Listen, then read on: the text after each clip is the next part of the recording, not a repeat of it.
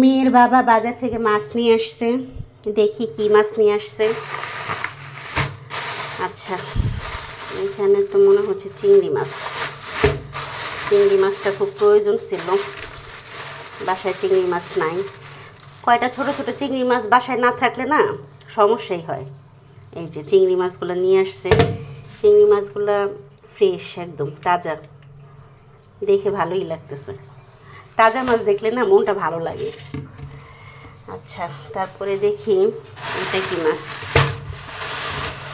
লাফাইতেছে বাবা, ট্যাংরা মাছ। ট্যাংরা মাছ, ও অনেক দিন পরে ট্যাংরা মাছ আনা হয়েছে বাসায়, খুব একটা বেশি আনা হয় না ট্যাংরা মাছ।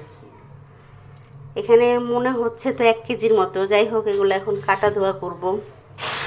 আর এই বইটা মনে হয় বড় মাছ, শেরপুঁটি মাছ। ইয়েস, শেরপুঁটি মাছ। এটা শেরপুঁটি মাছগুলো দেখতে সুন্দর লাগতেছে, তাই না? একদম তাজা। শেরপুঁটি মাছগুলো কাটবো এখন, তারপরে ট্যাংরা মাছগুলো কাটবো, আর চিংড়ি মাছগুলো ফ্রিজে রেখে দেবো এইভাবেই।